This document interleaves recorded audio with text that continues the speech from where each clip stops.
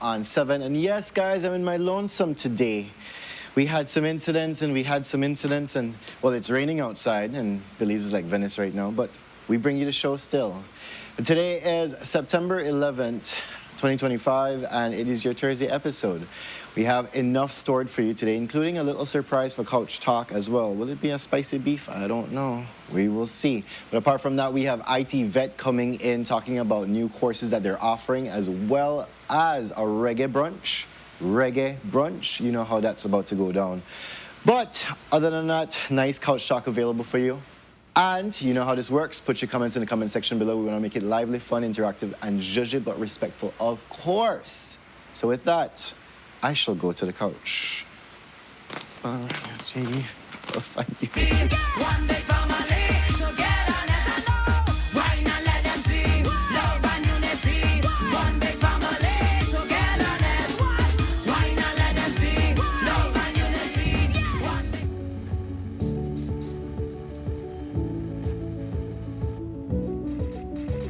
I've come to find that the truth isn't what we were told.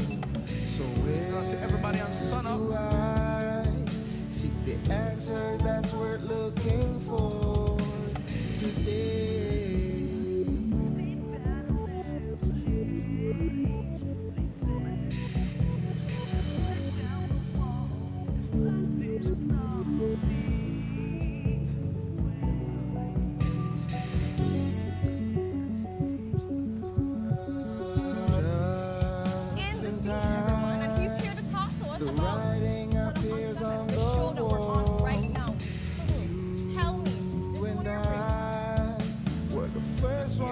And we're going to be talking about the hot shush that has been happening. The world that we see may seem that will never change. They say, but if you tear down the wall that's blinding us all, you see the way today.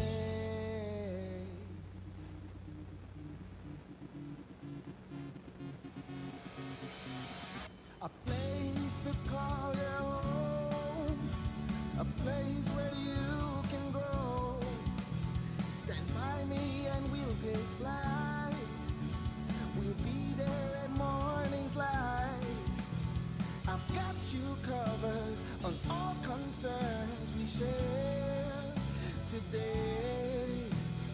You will discover how the world turns each day when the sun comes up. Morning, my beautiful people, and welcome to your Thursday episode of Sunup on 7. Before we bring you the show, we have to bring you the weather, and it's courtesy of the Belize Met Service.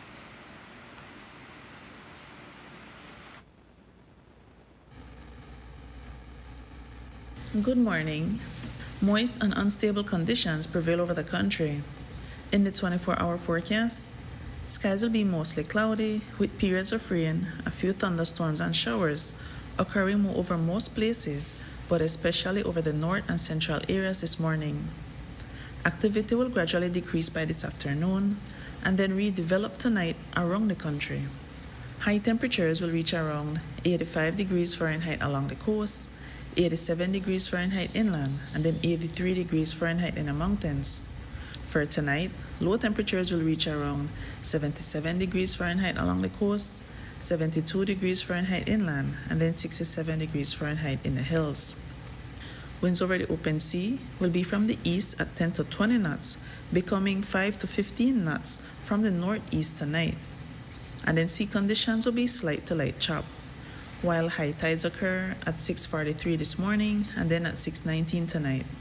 Low tides at 12:51 this afternoon and then at 12:17 tomorrow morning. The sun will set at 5:57 this evening and then rise at 5:40 tomorrow morning. And then moonset is at 9:25 this morning and moonrise at 8:58 tonight. And now for the extended forecast.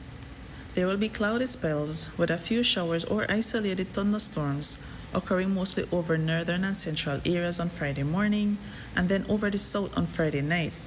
Otherwise, activity will be isolated. And finally, for the tropical weather outlook.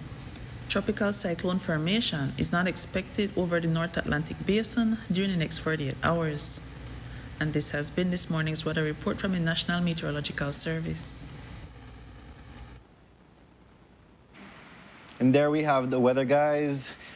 It's rainy outside, and please be careful when driving because, I was driving just now. Cemetery Road is underwater, Pound Yard is underwater, King Street is underwater right now, and well, I'm driving a little Kia Soul, so, I have to be managing through waters like Venice. But I understand that we're going through a couch talk right now, and it's going to be a spicy beef noodle soup of sorts because we have spice, and then we have the beef himself joining us via Zoom. So we'll be going through couch talk together. First, Jules, good morning. How are you doing? I think you're muted. We'll see how that works.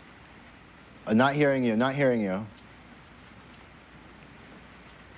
Yes. So, yes, guys, we have a number of couch talk to go through while we work out this technical difficulty here.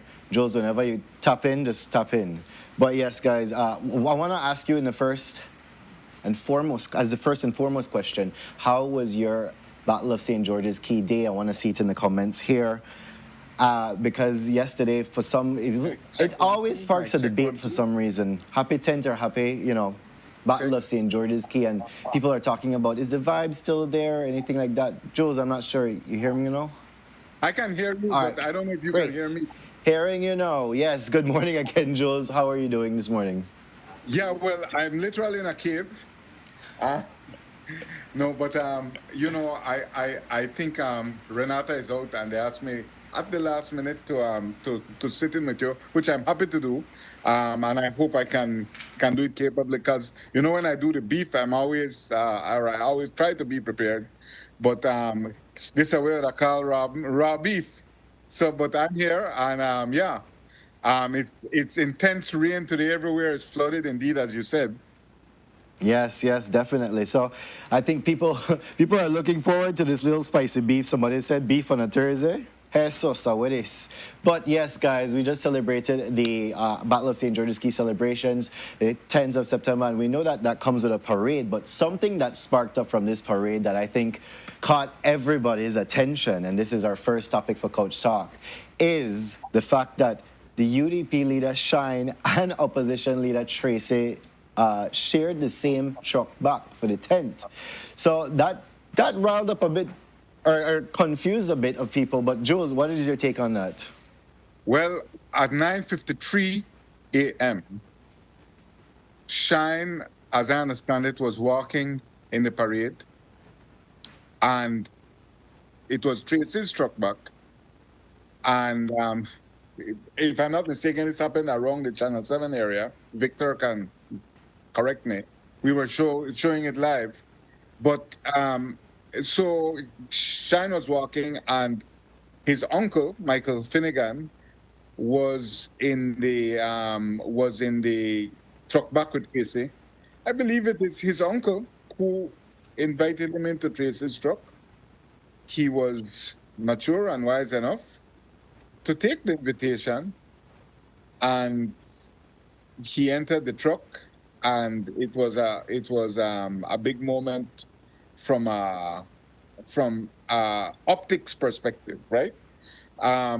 Because you know that both sides are at daggers drawn with each other. They're going through this convention season. It is open warfare where each side is trying to install its loyalists as caretakers. So when this happened, it was viewed as surprising. Those who support the UDP see it as a sign of hope, and that something hopeful or some truce, some lasting truce may come out of it. We have the footage on now, Right. but that some lasting truce may come out of it. I would not be so optimistic. This is the UDP. It is their nature to revert to war and quarrelsomeness and taking themselves into a position of ineffectiveness and unproductivity. I do see the footage here. He's outside of the pickup truck, and then I see. Okay, yeah. Okay, so Shortly that did after. happen in front of Channel 7, yes. All Right? right.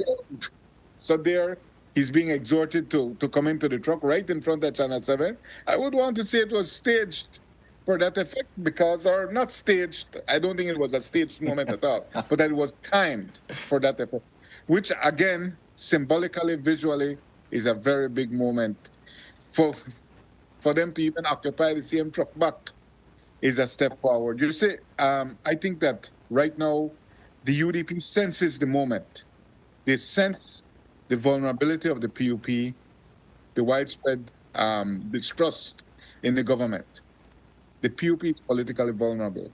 They are not even 5 years, actually, into governance. You're right. Right? Uh-huh. They are very vulnerable. So there he is, Shan has gotten into the truck back, but they're very vulnerable. And if there was an effective opposition, the government would be in a acute, touchy situation. Would So, be the best. Jules, just to get an insight here, you'd say that yes, it's not staged in any way, but definitely the optics to the public, that is what it will look like. That you know what the UDP know in this point of what susceptibility of the PUP to some breakdown of sorts. The optics, as it looks here, is that, okay, finally the UDP is up, they're back together strong. We know that they've been having their caretaker conventions all over the country so far, but at this pivotal moment here, we have this optics coming up. Do you feel like this is enough to jumpstart the people again, the UDP again, to say, or to supporters to say, all right, we finally got them back?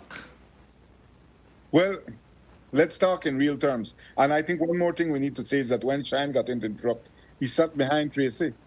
He did not, and it's her truck back, right? But, it was an act of humility. He's not a man often associated with acts of humility. One of the criticisms against him has been that his overweening self-regard. So it was an act of humility. But what would happen next? Okay, so if they are to unify, what would happen next? You'd have to have meetings immediately. You would have to have a truce. You would have to agree that we won't, because there are 6 conventions remaining, 6 caretaker conventions remaining, that we won't have this sustained jostling for supremacy because each side is trying to install loyal caretakers. Right. What would that look like? Now, there was a post I saw from Lee Mark, and one of the producers can correct me if I'm wrong. I think Lee Mark made a post last night. I'm not up to date with Facebook, but I'm up to date with screenshots. But someone sent me a screenshot that Lee Mark made, again making aspersions against Shine and Alberto, right? I believe that was made last night, and I asked if any of the producers can confirm it for me. Let me check. Somebody sent me something. But yeah, so it's interesting, and I don't know if that is the post he made, but the post that I saw, I know he made a post, but I will ask the producers to check the time on this for me. But I know he made a post last night saying, do both of you, presumably Alberto and Shine, think that the people of Belize, hold on, I just received it from the producer. Yes, so I just saw it 7 hours ago. last night at midnight, thereabouts. Correct, uh-huh. Or 11:30. Do both of you actually think the people of Belize believe this? This is not Hollywood or the Grammys. What you both have done to my country and party is tantamount to treason. I want to say he's not talking about Tracy and Shine, he's talking about Shine and Alberto, right? And you both got convention on 18 constituency. It goes into their usual UDP beef. So I do not think, and Lee Mark is a critical strategic person. He's Tracy's ground commander, so to speak, in these caretaker conventions. He's the man with the plan. He's the man with the money. He's the man in touch with all the candidates, trying to install the candidates. He is doing the work on the ground for Tracy. And he, right there, is still beefing with Alberto and Shine.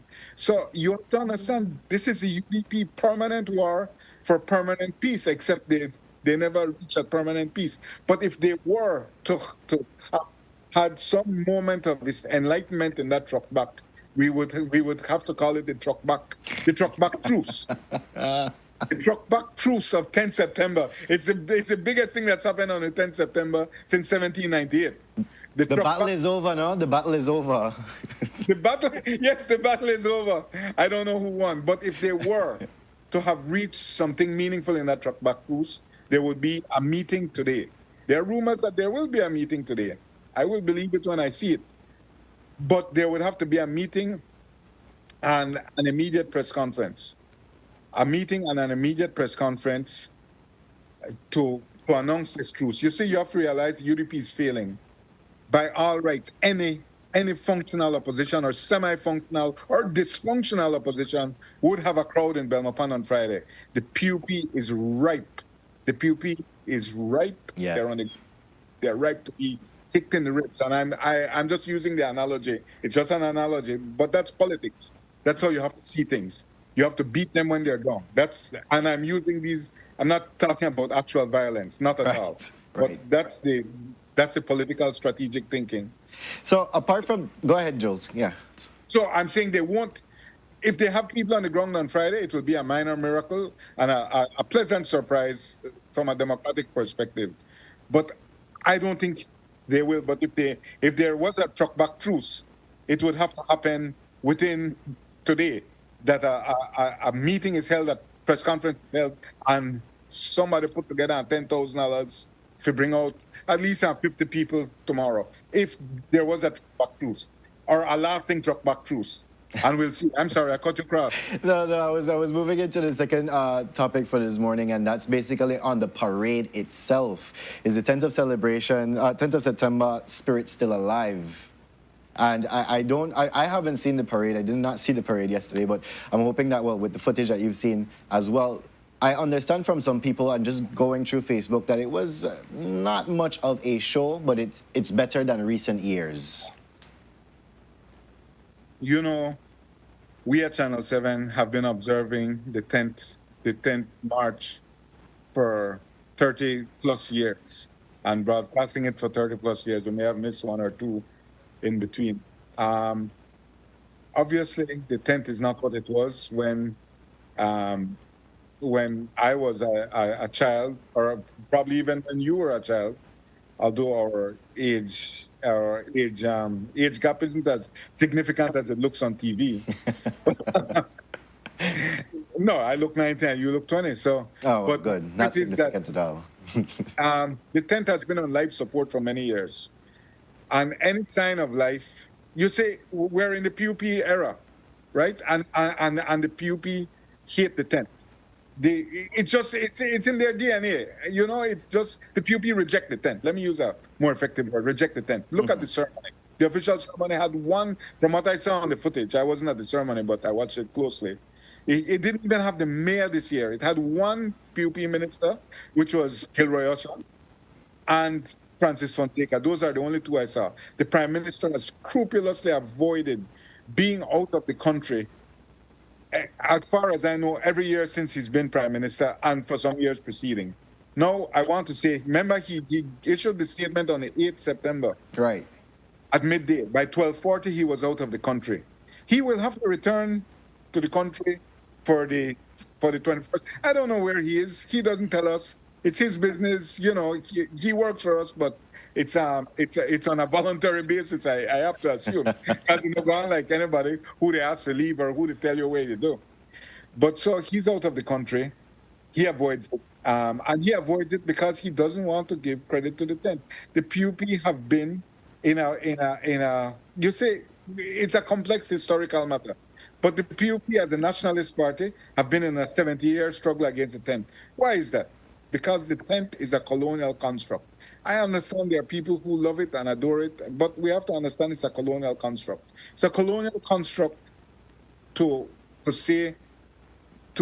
directly impose this myth. The bay men and slaves, the black man and the white man, shoulder to shoulder fighting to defend Belize. That is a colonial myth imposed upon the country to create an illusion that we were not enslaved, that we were not oppressed, that our land was not taken from us. Our land, obviously, it's the land of the Maya. Uh-huh. I'm just saying this to create this myth of the glory of the Baymen and the kinship, the brotherhood with the slaves. That is a thorough myth, and that is what the tent created. And in analyzing the size of the parade and the effectiveness of it, we also have to look at the fact that we are catching it at the very start. At the end, it's a little more hype. Right. You see, they reversed the route because they used to start at Memorial Park and then end up at Birds Isle or Yarborough Green or wherever. That's correct. But no, starts at House of Culture. So the crowd that we saw was not impressive, but later on, it did have some people that jump up. You will always have people doing that, and they are ardent and true believers in the tent. So let us understand that the tent, it's really it has a nostalgic meaning. All right, I accept the myth of its origins, but it has come to mean something in and of itself to Belizean Americans, to Belizeans who grew up with it.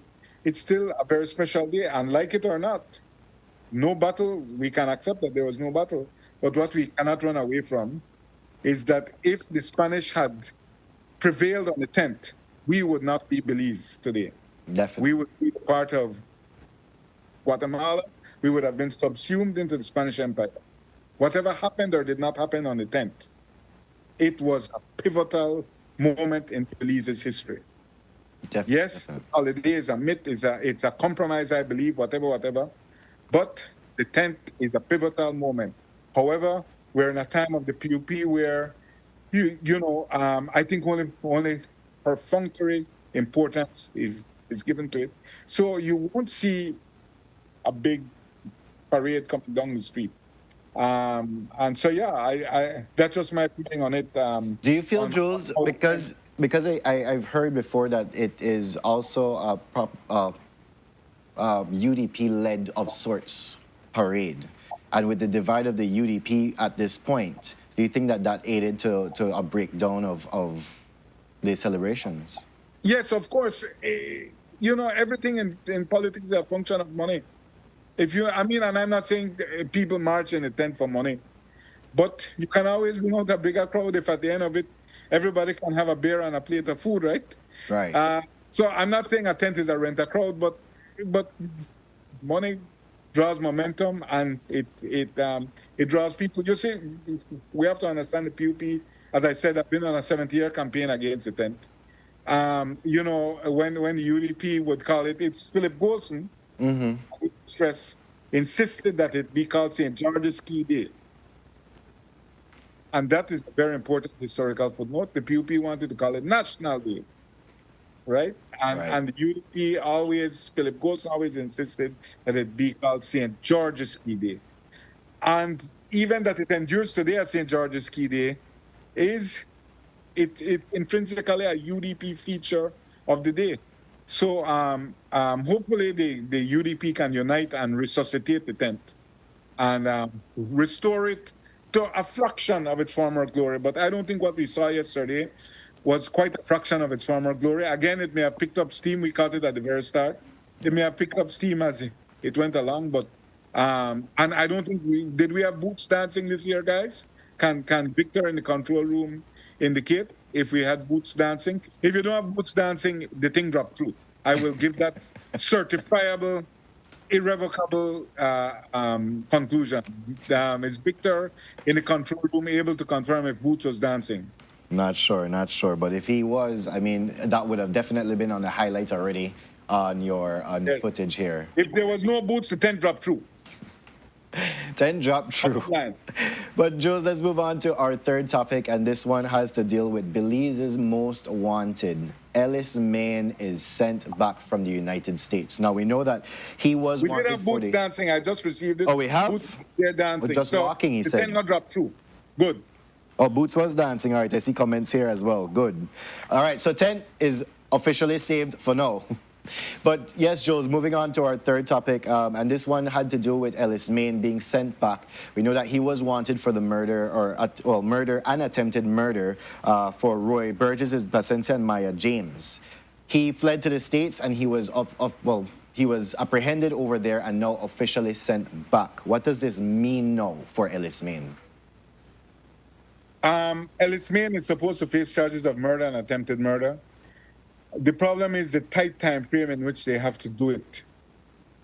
Because he arrived, he was taken into custody on Tuesday at 1 p.m., let's say, right? And Victor, I think we have the footage of when he arrived. But the point about it is that, you know, they have to get witnesses, they have to do a ID parade. None of this was done. Right. Right. So they have to get an ID parade, and that's very important. I'm told that, you know, we know this. The main suspect is Maya James. She survived being shot to the back of the head.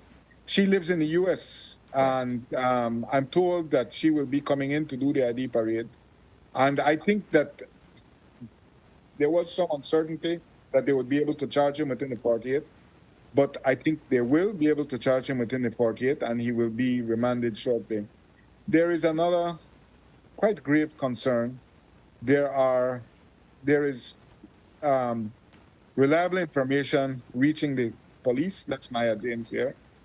There's reliable information reaching the police that someone very loyal to Mr. Main has made threats or is trying to orchestrate threats against Maya James. Wow. Okay.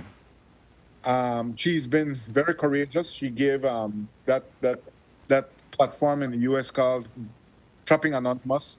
She gave her full story there. It's an hour long. It's mesmerizing.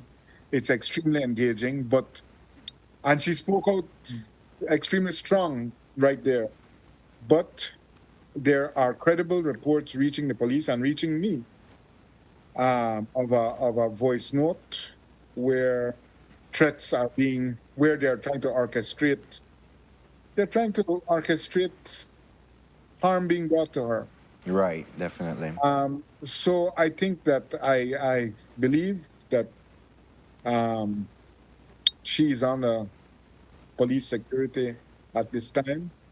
And we'll have to watch that going forward. It's very serious, but she's been extremely courageous. And I know she has made a post saying that she's not going to stop. She's going to see this through. So that demonstrates courageousness indeed. But is it? And then at this point, too, tensions are still high because recently we know that the murder occurred for his brother. He comes, I think, 1 week after his funeral, if I'm not mistaken. Tensions are really high still in this. So the idea of threats being given, it's not particularly strange in these instances, no? It's not. Regrettably, it's not. And it's very serious. And I believe the police are treating it with that level of seriousness. You know, we criticize the police so much. They're going through so much right now. But it's a tough job. And, you know, it's so important to the functioning of everything. You know, when I heard what is allegedly the threat yesterday, I was like, man, we need a functional police department. And I'm saying that even though all this instability is happening at the top, good and conscientious and capable police officers continue to work on the ground to ensure that the right thing is done. And we are very fortunate for that. Our society can't function without a properly functioning police department. So even when there's chaos and suspicion at the top, and there is a lot right now, you know, we still are able to provide her security and stop anything that may bring this courageous witness to harm. Right. Because dangerous situation. You know, we're dealing with people who have a lot of gang loyalties, right? Who have dangerous people who are loyal to them. So it's a, Right. it's a tricky situation. But I suspect he will be charged with murder and attempted murder today. All right.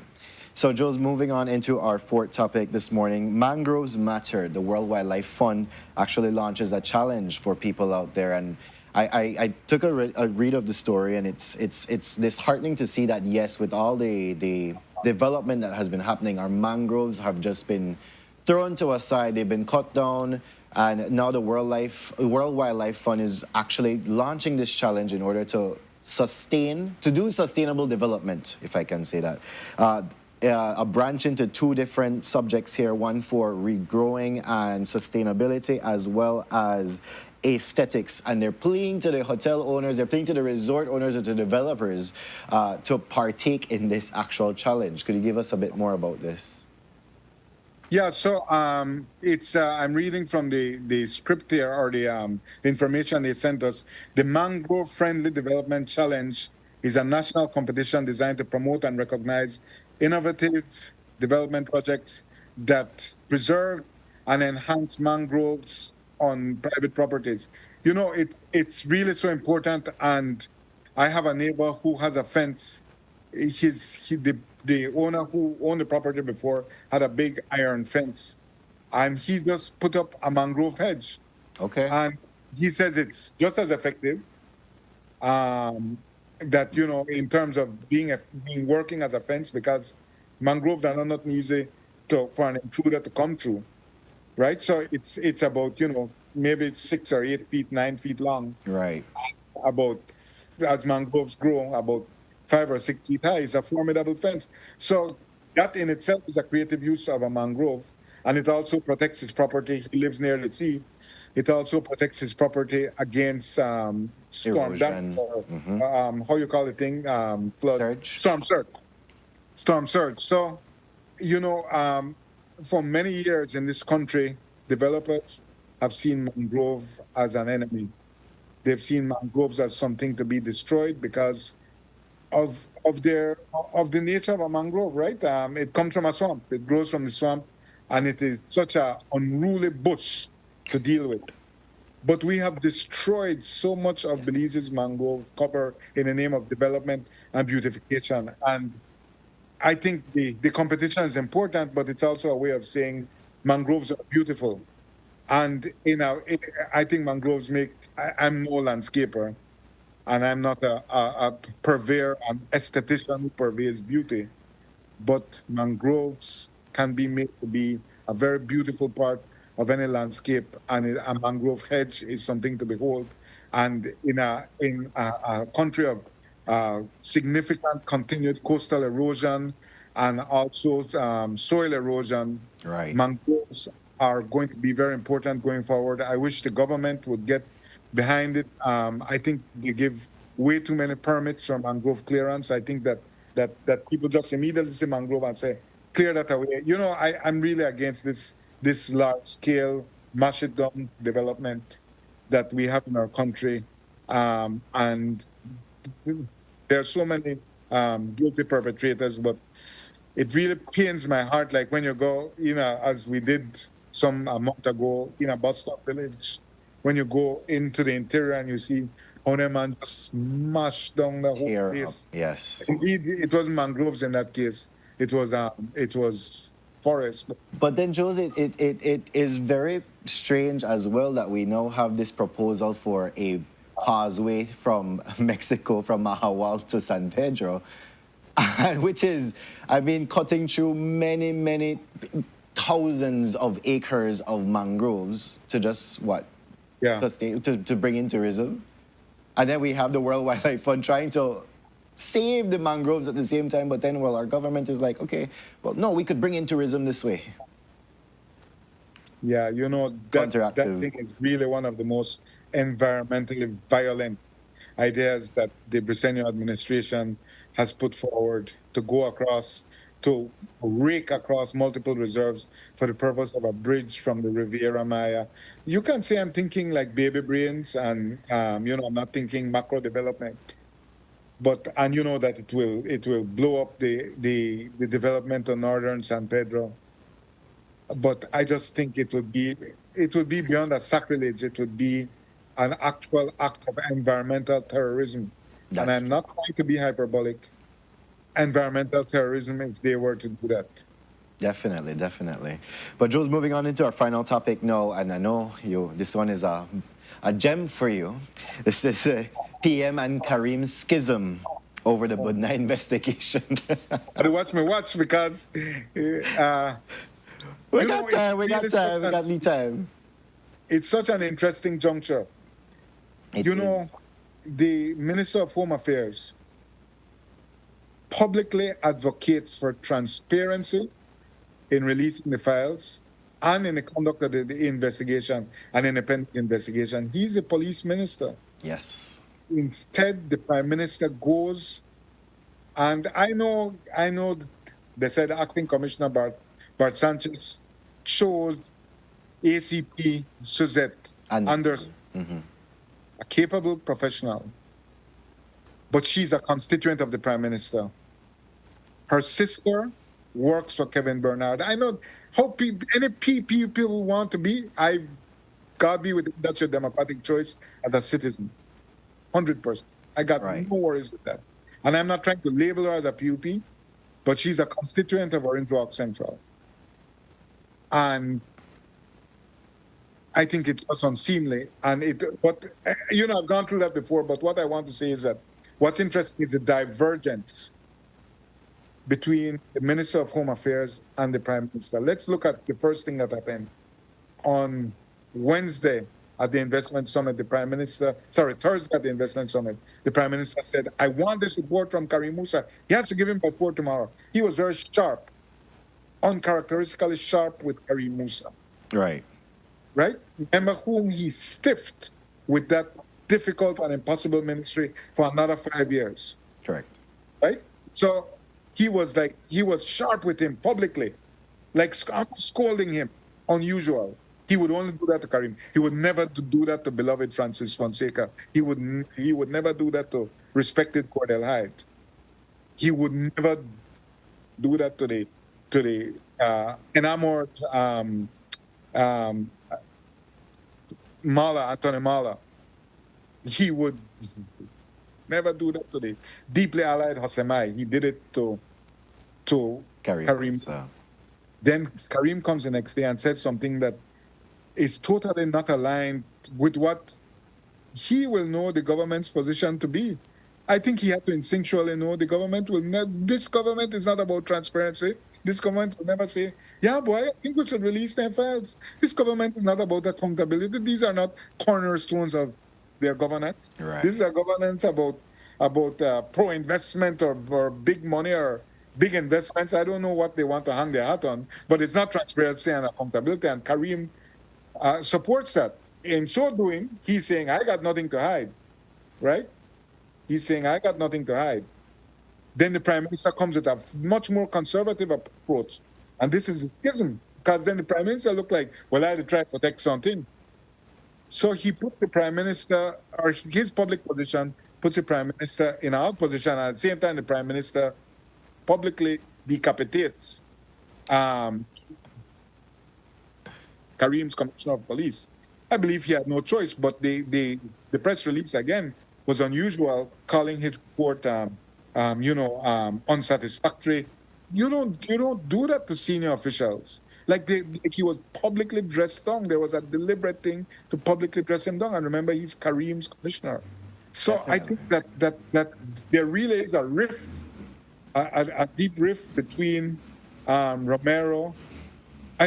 Between Karim Musa and John Briceño.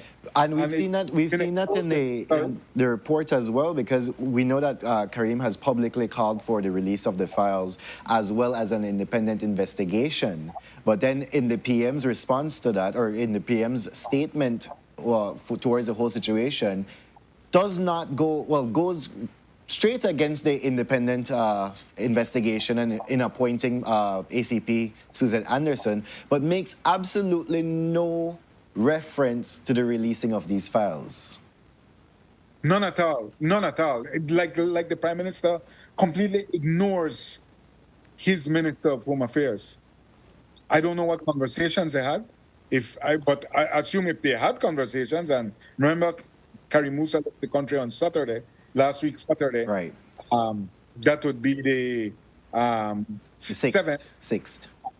6th. Okay, so he left the country last week Saturday, the 6th. But I would have to assume he got the report from Karim on Friday, 4 p.m. That was the deadline. I would have to assume they had a conversation where Mr. Minister Musa took the same position he publicly took. PM, I said we release the files and do an independent investigation. And the Prime Minister just said, you are nothing but the same thing, Breds. I will do what I will do. Totally, that's really an interesting schism, I believe, between these two leaders. It doesn't bode well for Karim, but I think the Prime Minister is the one who looks bad. Because the Minister of Home Affairs, the police minister said, open the thing, Breds, and that's what the public wants. Right. He's on the side of the angels. The Prime Minister, once again, is on the side of oppression, occlusion, oppression of information, I want to stress. Oppression of information, occlusion of information, and obscuring information. And, it's totally out of step. We did a few vox pops on Friday. We dropped some young people and all of them say, make we see the files. Right. Let us see it. And to even take it a step further now, it's that the full report that is supposed to be brought by ACP Anderson is not supposed to go to the DPP's office, but straight to cabinet as well. Yes. And as an attorney, you will know that is constitutionally misaligned. That actually negates the word of the Constitution. Since when do police officers investigate for the cabinet's perusal and consideration? That is an atrocity. I am aghast at that. That you don't say in public, and then look who will decide. Cabinet will decide. We don't trust you, bro. And there's a reason we don't trust you, because they know nothing about the country, nothing about politics. I think it is shocking that they would say, when there's such a clear criminal act, that they would say, no, not the Director of Public Prosecutions, they constitutionally enshrined. There's a process for this. Police investigate, police arrest, the DPP lays charges, the DPP prosecutes, whatever. There's a constitutionally defined process. Yes. And the Prime Minister has simply said, no, just divert, what is it, Section 94 of the Constitution, just divert that over to we got this way. I remember, man, I think that opens up a whole can of worms that I don't think the Belizean people are ready for yet. But, I mean, we shall see, because that completely, to me, disrespects the DPP's office as well. Completely. Yes. Like, this too big enough for you. We want to handle this over this side, yes, sir. And then, if they were to say, well, we'll make the investigation public and the cabinet will act on it, but all they will do is, we ain't get this. You want to pick it up from Orange Walk Central PM? You're going to Orange Walk Central, and do she ain't give the report, the Orange Walk Central. You're going to a house, Guinea Grass Street in Orange Walk Central. That's her registered voter's address. You're going there and you're going to pick it up, and then you put it down your bed, and then you bring it at work the next day. And when will you show it to the public? We want to see even the interim unsatisfactory report. The public should be able to see that. And the meme that was going around, I would wish we would be able to get it on. The meme of what the report would be. I'll send it into the control room. I don't know if we'll be able to get it on, but I think this is how the interim report looks. It says I'll show it here, maybe. Hold on. Oh boy, hold on. Bring it the middle. Yeah, you're blurring on. No, the phone. Yes. The Zoom feature can't pick it up. But it says, to Prime Minister, this is a joke. To Prime Minister, from Compol, subject the Budna investigation. One line. The investigation shows that we did not do it. End. I don't know if that's what Rosado submitted, but remember, Rosado was very impaired in putting together this report, because I'm reliably informed he put the report on pause. I am reliably informed that when he left the country, and it's amazing these people leaving the country in the middle of these high-level crises, but when he left the country, I am told that the investigation was put on pause. And remember, the investigation submitted to the Prime Minister did not have the interviews I'll send it to the producer, sorry, excuse me, did not have interviews with the two critical witnesses. Right. The critical witnesses are Corporal Choco Right. in Orange Walk and Corporal Labriel at Arenal. Arenal, correct. This was what, and really, what were you expecting from a police report? I mean, I wouldn't want to make any presumption for the office of the DPP. See it right there? I think that's a report that Rosado submitted to PM. That may be the actual thing. I can see the incompleteness of it. But what's that? I can see the incomplete nature of it. Yes, but I'm saying that the DPP has to deal with a lot of police reports. I'm sure those reports, I'm sure she receives 99% of the reports she receives are incomplete and unsatisfactory. It's the police. I'm not being unkind, but have you ever gone to make a statement at the police department? Yes. It's a challenge. Yes. Right? It's a challenge. It's not, I'm saying hyperliteracy is not a strong suit. And I'm not, we all have feelings. I understand this. But what did you expect, Mr. Prime Minister? How many police reports have you perused in your life? You think the DPP, every report she gets, this is 110%. No, the reports she gets are incomplete and unsatisfactory. What were you expecting? That because your constituent never do it? I'm sorry, I'm shouting already and at home. But I'm just saying, what makes it incomplete and unsatisfactory? And who are you to determine? Who is the Prime Minister? I spent years, because he did everything, right? He's been a journalist, he used to tie cable, he used to cut cane, he's done everything. And he knows how to do everything. He's a universal authority. So I don't know if he was once a police officer. I won't be unkind. But I'm just saying, it's ridiculous to me that the Prime Minister, who has I don't know how many police reports he's handled. I know I have been in the police world for 30 years, and I have seen very few investigative reports. It's just not something that reaches my desk. It reaches the desk of the DPP. So maybe he should have consulted with the expert, which is the DPP, which is why she's constitutionally enshrined. But no. In my opinion, I am Prime Minister. This is not satisfactory. I'm also a very deep reader. I read a lot. Please. Go fire with that boy. He and the cabinet members shall decide. But until then, Jules, we have to wait on that report, which is to be brought at the end of the month. But thank you so much for joining me here on Couch Talk to go through these very important topics of the morning. And I think that I'm a Couch beef. Yes, spicy beef today. We have spicy beef. We're going to lead Asian zing today. But yes, so thank you so much for joining us here on the Zoom for Couch Talk. We bid you adieu.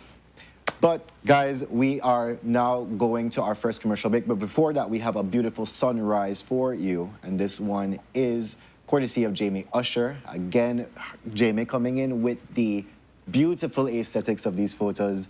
Thank you so much, Jamie, for your submissions, as well as others. Please send in your sunrise submissions. We will definitely be airing them. Trust me, we get a lot. We try to schedule all the amounts that we get, but they will be aired nonetheless. So we go to our first commercial break, and when we are back, we're going to be talking with ITVET and discussing some of their programs that they are offering currently. So stay tuned for that. We will be right back. Well, I will be right back.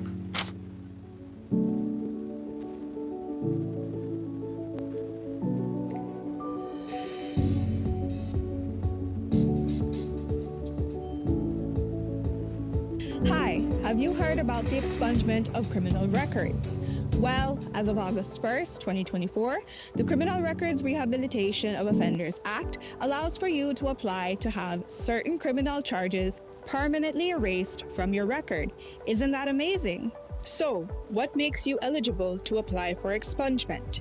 The offense must qualify for expungement based on Schedule 2 and 3 of the law. You must meet the applicable rehabilitation period.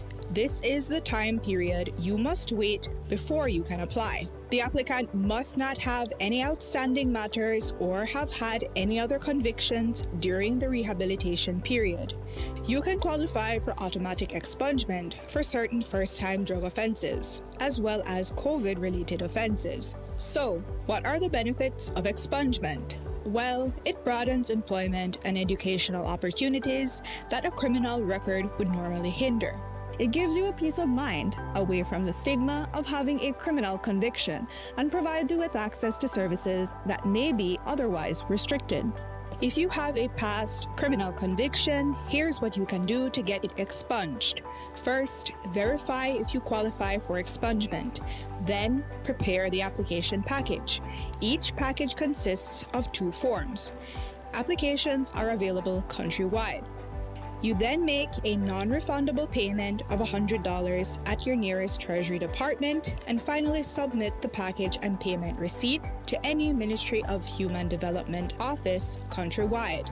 Note, applicants will receive a notification within 90 days to see if their application was approved or denied.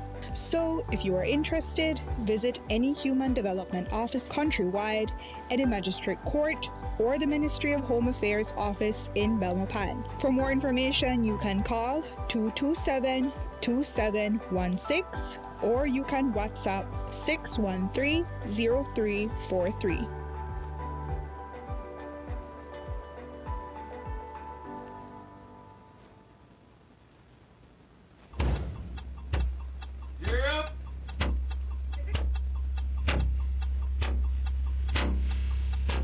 These charter means aren't We're navigating along the coastline. This morning, the 2023 Good evening. Good evening. I'm Cherie Kelso, and here's what's ahead for you on 7 News tonight. We've got details of these and other stories in our newscast for tonight. Good evening. With your news, I'm a bureaucrat. Please, you're watching the Nation Station, Channel 7.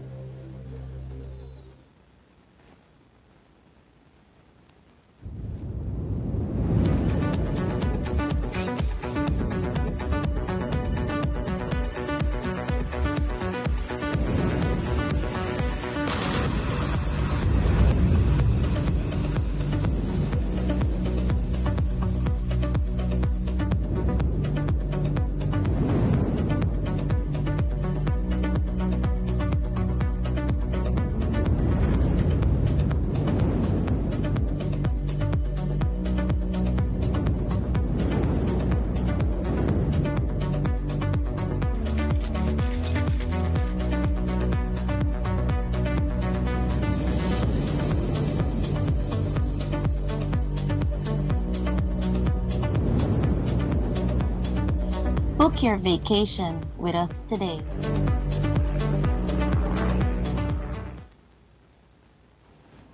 All right. When the one fun the hand, the window open and the light may turn off. It look like you listen to me, Jamie. Not only that, I even get a new coffee mug. We keep my coffee hot all day. I'm impressed. You don't look like you're so hard here. Better than that, BL can change my meter to one of their new smart meter. They call it the AMI. Oh, I hear about it on TV for BL ad, you know. Yes, man. They don't reach the money better to change it right now. Let's go check it out. Hey guys, I'm almost done here. So that when you are reach my area, We're upgrading meters across Belize, house by house, business by business. Always look out for BL logo, uniforms, and IDs. BL will make you know when we're in the area. The EMI meter rollout is a part of BL strategy to modernize our energy services. you don't need to come in at my house, right? Come in your house, boss, only if you got something good for you. BEL, bringing you a brighter tomorrow.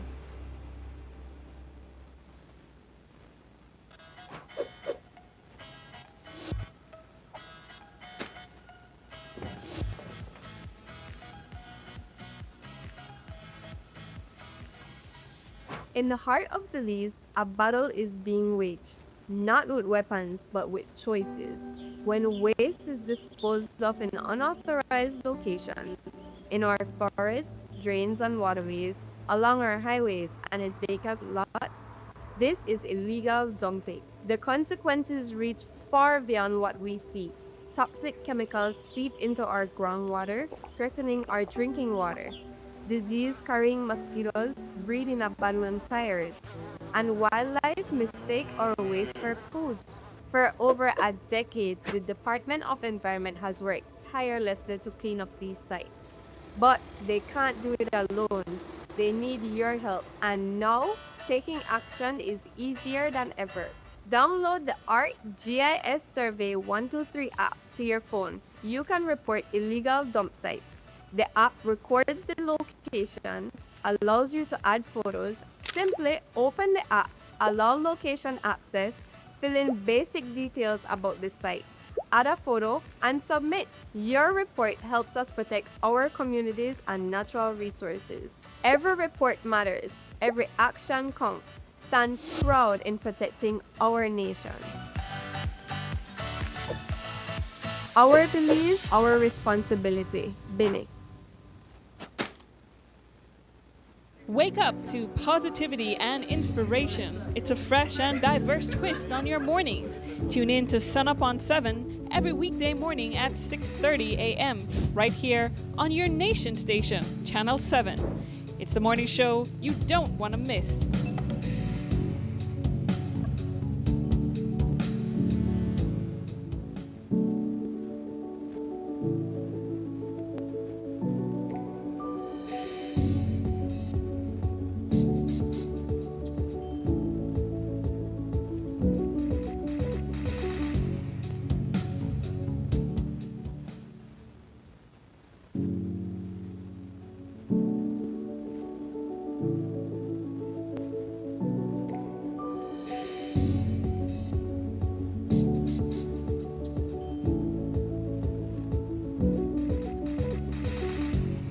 Good morning, my beautiful people, and welcome back to Sunup on 7. So just before the break, Jules and I went through a number of culture shock topics that we hope that you enjoyed, and to be aware of the current happenings in our country. But we're jumping into our first conversation this morning, and we're here joined with 3 instructors from ITVET talking about some of the courses that they are offering, as well as the application and registration period still open for those who are interested. But we want to say good morning to Mr. Jeremy Sabito, who is electrical instructor for level 2. We have next to him Ms. Doreen Augustine, communications instructor, as well as Mr. Wayne Lambe, who is the electrical instructor level 1. Morning. Yes. So good morning to all of you. How are we feeling this morning? Cool. Good. We're excited. Yes. Yeah. School done start. Yes. School is already underway at this point. I want to ask for any one of you, let's give a little insight as to what ITVET is all about. Anyone can. I'll take the lead. I'll just say where I came from. So I'm a graduate of Ecumenical College, Dangriga. I did my course at BTC. From then I went and did my own personal work. And then I got hired to ITVET last year, October. And there at ITVET, I'm the electrical instructor. I don't want to say a teacher. My father says, son, don't be a teacher. So I'm electrical. My father teach for a life career. He's a teacher. But I'm an instructor at ITVET. I do level 1 only. So I prepare the guys then to go to level 2, which Jeremy takes over, who prepares them to do the PUC exam so they can be a certified electrician. So tell us more about that course then. What does that entail? All right, so when you come into level 1 electrical, we start with the safety first. They must have safety. There's a rule in the military that says anything that affects safety is a failure. So people must understand the dangers and the possibilities that can happen to them while doing electrical. So we go to the safety first, how to handle the tools, how to take care of the environment, your workspace, how to take care of your personal self, how to look after your body, because the trade teaches one to be in partnership. You shouldn't work alone. You should always have a body. Unlike me, I'm a lone ranger. I'm most of the time working by myself, right, Jeremy? But we should have somebody working with you. And so you start with safety. And then you go into the principles of electricity, what it does, what it can do, and a different type of electricity. For example, we believe we use AC and DC, but each one have their own level of voltage that comes along with it. Right? And so that's what we teach. And then we give them the application, how to apply this now to a working environment. And And as soon as they get that concept, then I hand them over to Jeremy, who takes them deeper into the application of electrical functions. And Mr. Wayne, how long does this course usually take for persons? All right, this course now it takes 10 months, a 10 months course. Okay. But it's a competency-based course. It's different from high school and primary school. Primary school, you can leave at any time. Well, I use the word any time, but you can leave when you finish your term or year. ITVET now is competency. So if you fail application, electrical application, then you need to redo it. Okay. Until you are competent. And the competent grade goes from 1 to 5. So 3, see that you're competent, 4, say you're excellent, and 5, you're super. But anything below 3, you're not competent. That means I don't have the ability to trust you on your own. That's right. You may understand the concept, but you cannot perform the work by yourself. I actually love that because as ITVET, you're not just pushing people through. You are making sure that you are fully qualified in order to handle out there and not making any mistakes, you know, or learning along the way, bumps and bruises, right? Yeah. I'm pretty sure you will have that, but no, you come from ITVET fully qualified. That's right. And so you move from level 1 and you go to level 2 with Jeremy here. Jeremy, tell us what level 2 entails. All right, with level 2, we reinforce what they have learned with instructor Mr. Lambe. So when you left level 1, we go back right a little bit over safety, because probably when you finish his course, you still maybe can have a little question pertaining what you have been taught. Right. So we go back over some of the levels, then we start to equip them for the industry. Okay. Because what happened, we find out that the industry looking for workers. They're looking for qualified technicians that when they put in the field, that they know what they're doing. We teach them about their proper PPE. You know, if you have listened to the news, we have a lot of little incidents occur with electrician. And right, unfortunate. Yes, I listened to one on Facebook. This guy just get a job and he went in the field and he hold on to one of these high tension wires. You know, so these are things that as an trainee, we try to make them be aware of your surroundings. Right. You know, you just don't go on a job carelessly. You know, we try to teach them the proper color coding. In a level 2, we teach them the proper color coding. You know, that each color wire represents something. Like ground, green wire is only for ground. Okay. We use blue and we use black, we use them for neutral, we use brown, and we use red for power. So we allow them to identify the different wire for its function. Okay. We know we go in some homes, right? I teach them as well. Like, well, I have different little jobs outside. I would take my level 2 with me, and I give them the hands-on experience. Okay. You know, sometimes we open the outlets, and there are lone red wires. And we open the light fixture, and there's lone green wires. So these are things that we're teaching that you're not supposed to do. And in any given time that you need to violate something, like you need your electrical tape, even the tape come color coding. You have white, you have green, you have blue, you have red, you got white, then you have brown, yellow. So we try to teach them that way. Safety is always number 1. I did not know that. Look at me learning something there. I just think electrical tape come block. Yeah. And even with that, we find out that the size of wires go with the different size of breakers.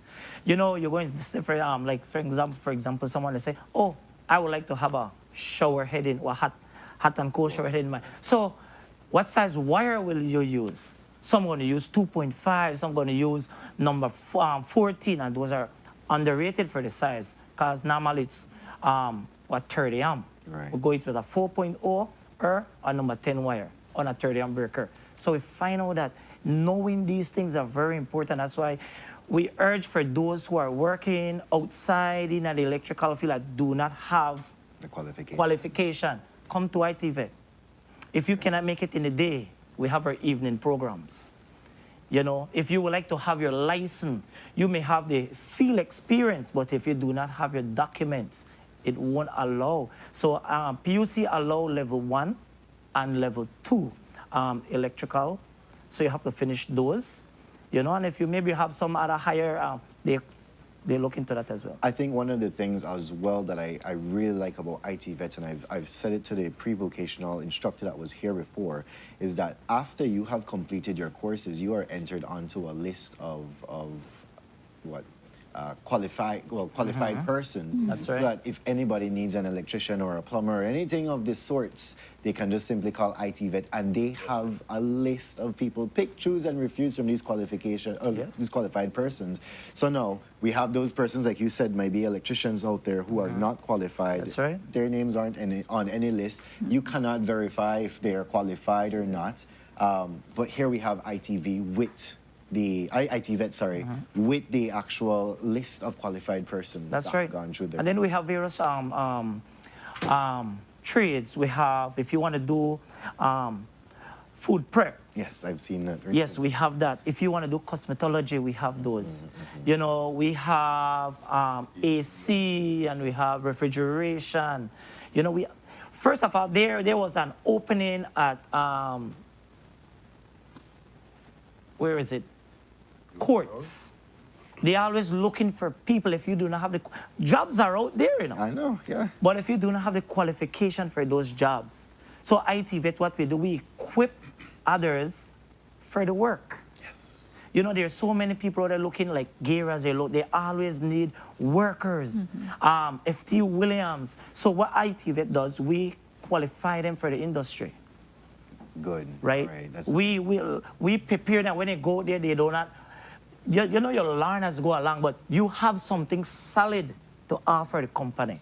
And I think another thing that I appreciate about ITVET is that you teach entrepreneurship as well. So it's not only that you're just waiting for a job, right? You could go out there and actually build your own business instead of, you know, and you, like, again, you have the list of qualified persons that, okay, they might contact me here and there. Here's a card, and you just build up from there, which is amazing, right? So I want to get to Miss Doreen here now, communications instructors. Tell us what communications is about. Well, we basically equip them to be effective in the workforce, because the industry, they want people who are effective in communication, verbally and written communication. So that's what we make sure that they're ready for the industry. And it's the same 10-month course as well? Yes, it's a 10-month, and it's a competency-based too. They have time to make up, but they have to be competent in all areas before they can move on. So what are some of the things that a trainee, because I know you don't call them students, a trainee goes through in your course? First, we start with the grammar, punctuation and thing, and then we get to writing memos, business letters, and the last part is I make sure they give me a resume and a cover letter. Okay. Before they can. I love that, because, you know, growing up in school, they don't teach you a lot of these things. So we have to come out and we have to learn these things outside. And real trial and error, right? Where we don't want electrical. But we have to learn these things, but now we have the actual course for persons who may have or may need that help in order to go through. So that's with written. About verbal now. How does that work? We do like interviews. Oh, okay. Yeah. Oh, so you go, like, you prepare them for job interviews? Yeah, job interviews. And how many people, more or less, would you say, would you take on for communications? We do everybody. I teach everybody, all the trades. Oh, so, okay, so you have a limit. The limit would have been 16 per class. Okay. Try to keep it at 16. Someday we go 20, but we like 16. It's more comfortable to teach people that. And I think it's one-on-one at that point as well, right? All trades, all trades have to do English and the other support subjects. Oh, so you train everybody. Yes. That's all right, which is excellent, because I feel like that is something that we might find in the workplace a little bit lacking, but now we have Doreen here training people for that. So I want to now get into ITVET on a whole now. I also like the idea of working with people, their times and what's not. What does someone, or what do people have to do in order to make sure that ITVET and made up on the same base? All right, let me jump there. So ITVET starts at 7:50. We have homeroom, and it lasts till 2:45. Okay. So for employers who are contemplating, well, I'll miss my employee for the whole day, I don't want to give them the opportunity to come to ITVET. Don't limit the potential of your employee. Send them to ITVET to be qualified and certified. You know, so they'll spend 3/4 of a day with us. Well, look at the result that you'll get thereafter. You know, there's always been a stigma when they come to technical subjects. Like only the Duncy people goes to do technical subjects. And so I'm trying to break that stigma by letting people know that being an electrician, you have to count, you have to measure, you have to write, you have to business plan, you have to know how to communicate with people. So it's not limited to one facet. You have to be totally grounded. And the other good thing about it is that as an electrician, you're not allowed to make mistakes. Yeah. If I make a mistake with your shower head, then you might not be here this morning. So we are placed in a tight place as electricians, right? Our threshold for error is 0 to none. Yes. So we have to have a high, and that's why I said safety is paramount in this work. You can't decide that one day I'm going to put on slippers, or I know I can't no pliers this morning, that's not using my finger. Right? That might be the last time you practice. That's right. Yes. Right. Safe. So, and then we take on people from the age of 16. We were doing younger, but unfortunately, young people don't seem to always be mature. You know, there are some high flyers in life who at 14 know exactly what they want. So those folks who have to go through an interview, and based on their interview, and the panel who interviews them will notice their maturity and their commitment to work. And so there might be an exception to the rule. But most of the time we want people from high school. So those who are coming from Wesley, ACC, all the other high schools, they are free to come into ITVET, not free, but they are welcome to come to ITVET and pay a small fee for them to go through the whole 10 months course. But that's what I want people to realize. It doesn't matter what degree you have. If you want to learn a trade, then come to ITVET. That's the school for trade. That's the school that will qualify and certify. And so when you're left, have an associate, it doesn't matter. You have a trade. You can go and do something else in your free time. So you can be an accountant, but you're tired of calling me to fix an outlet for you. You have the qualification, you fix your outlet, you connect it, it works properly, everybody happy. You take away money from me, but I'm happy that you're here. No, but you are putting competent people out there. That is the major thing that I want to commend ITVET for, because I want to be very crude with this one, but sometimes you find some mechanics out there. And I know that you guys have the automotive course as well. But you have those mechanics out there way they just muzzle the noise a little bit so you feel good, and then the minute you drive off, 2 days later, bap, bap, bap, now it starts again. But competent people are now coming out. So I want to ask, as a final question, as we're coming to the end of this segment here, applications now. We know that the courses have already begun, the time has already gone, but applications and registration is still open. Let's start talking about that. Okay, and what we have is an open policy. Okay. You know, we always open, we receive at any given time. You know, say for example, we have parents there. The child say, or mommy, I want to go to school this year. I want to finish my second, third, or whatever, maybe even first. And in the process, something happened and they decide that they don't want to go to high school again. And say, for example, they're 15, but they're going to turn 16 this year. Even though we take on 16 for your program, we take you on 15 knowing that you're 16 and you're going to take the pre-voc. What the pre-voc does, you know, say for example, they're confused about which course they want to take. So pre-voc allow an opportunity to advertise all the courses. So that help prepare them that they may make a right decision. Even in electrical, I asked them, what was your first preference trade? And then they open up what was their first preference trade. Like for me, when I started, I used to work at Fourth Street Restaurant. I was doing hospitality and business management. So my boss, that's what Mr. Lambert was talking about just now, my boss decided to send me the set back in those days to take hospitality and business management to enhance her business. So that's where we're appealing to. It's an investment. It's an investment. That's why we're appealing to the business sector who have potential trainee, that they could see that they could be an asset to their business, send them to ITVET. It's only at 10 months. We start at 7:45 and we're done at 2:45. Okay. When they finish, they could always go back to work and put in a little hours. It's only 10 months. So the business could always invest in their workers. Because the business will reap its benefits afterwards, of course, right? definitely. So I just want to say thank you guys so much. Applications are open until... Okay. It's open. It's open. The office is open at 8 is on Freetown, where the Belize Technical College was. Right. So ITVET now lives on that ground.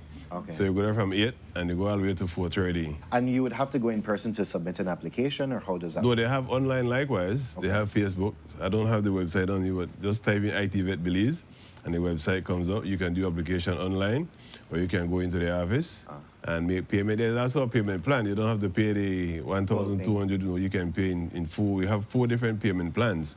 So even $37.50 a week or a day. That's right. Wow. Right? So you can actually pay your way through school easily. You know, we're adapting the business sector society. Just pay, earn as you go. Right? So pay the first week, or like you to pay next week and keep going. But we encourage you to pay at least half. Right. So we show commitment, and then you enjoy what is being taught to you. So the ages from 16 all the way to beyond. As long as you want to learn a trade, ITVET is your home. So come to ITVET. It's kind of Simon Lamb and Freetown Road. The big building, you can't miss it. It's right there. Big buildings inside. The basketball court face. Right where Lychee is? Yes. So they'll find Lychee. Just look across the street. There's ITVET. Come in, do no application. day. But thank you guys so much for joining us here on the couch today. I mean, amazing opportunities await our people out there from 16 years of age onwards, people. And it's never too late to learn a next trade. These people will definitely have you going forward, especially Miss Doreen, since you have to pass through Miss Doreen for everything. I love it. But guys, yes, ITVET. Please reach out to them if you want to learn. And last word before you go, we'll be at the expo coming on this weekend, so you could do your application. So you learn more. There. Sorry, before we go, one question. I'm not sure if you could answer it. Do you guys offer the electrical course in Stan Creek? No, right now, Friday at Stan Creek does only the automotive. Belize City does the automotive, the electrical, the air conditions, carpentry, welding, cosmetology. All right. And food prep. And I'm not certain, but I could cross-check that for you and then get back the information. Sure thing. Yes, before we close off, if you decided that you want to receive an application form and follow that at the moment, all that you need a picture, an ID picture, you need a copy of your social security, and you need a transcript or a copy of your highest degree. Okay. You bring that in with $10, and we process you at that moment. All right, guys. So you heard it here. ITVET, for those interested, please get those the different items or documents available and submit your applications with $10. That's it.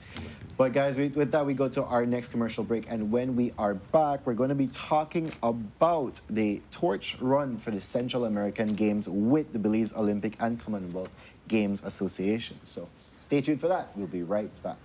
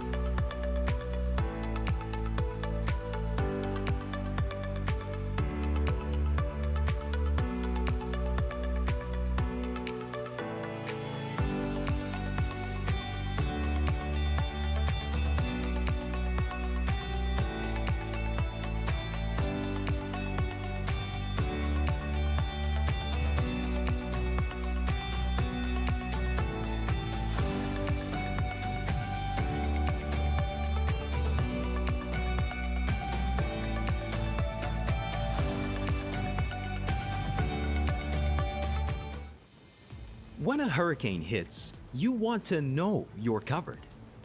Take time to review your policy details. Are you adequately covered for hurricane damage? Visit us at 1 Coney Drive in Belize City or one of our convenient countrywide agents. Don't face stormy weather without the right insurance. Having the correct coverage is priceless. Remember, it pays to get it right with RF&G Insurance, a Roe Group company. Nando's Wholesale is the distributor for the full line of Badia spices, including the original complete seasoning, the perfect combination of ingredients and spices prepared to enhance the natural flavor of your favorite foods. Also, cinnamon powder for all your desserts, fruits, and beverages, and as special dishes. All these are available in commercial sizes or restaurant packaging. Nando's products are available at your local retailer or contact us at 222-5000. From Corzal to Toledo, Nando's is proud to be serving Belize as its #1 wholesale distributor for over 35 years. The biggest business event of the year is back and better than ever. The Expo Belize Marketplace 2025. Mark your calendars and join us on September 13th and 14th at the Marion Jones Sporting Complex in Belize City. Don't miss your chance to explore hundreds of local businesses showcasing the very best in local products and services. From unbeatable deals and mouth-watering food and drinks to live entertainment that'll keep you moving. The Expo Belize Marketplace has it all. Whether you're shopping, discovering what's new on the market, or just enjoying the vibes, there's definitely something for everyone. So come on out and celebrate 29 years of Belizean innovation at the Expo Belize Marketplace 2025. See you there. Expo sponsors include Bowen & Bowen, Smart Belize, Maurice Sharp's Fine Foods Limited, Quality Poultry Products, DigiWallet, Grace Kennedy Belize Limited, Cellular World Belize, the European Union, Diversified Life Solutions, the Belize Tourism Board, Tenchtronics, Woodstock, Belize Soca and Culture Fest, Love FM, Love Television, Creme Radio, XTV, Hot Off the Press, Hits 100 Oye FM, Belize Entrepreneur Spotlight, and the BCCI's Western Union.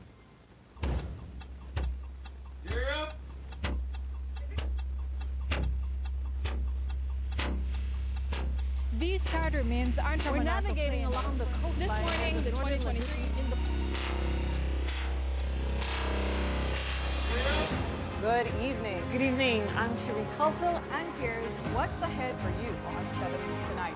We've got details of these and other stories in our newscast for tonight. Good evening. With your news, I'm Indira Craft. Please, you're watching the Nation Station, Channel 7.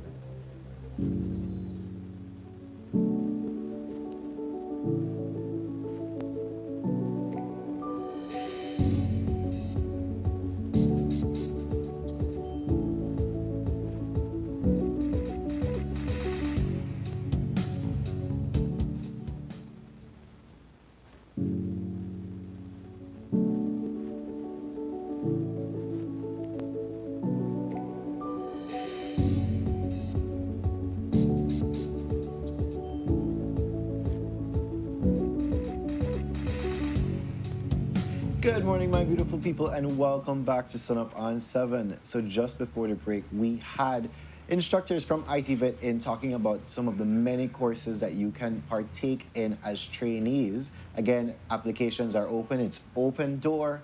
You can join at any time. They will work with you. All you need is certain documents. You can go back and rewatch that segment for those documents. And you can take in your $10 to apply for any of those courses. Again, open from ages 16 and up.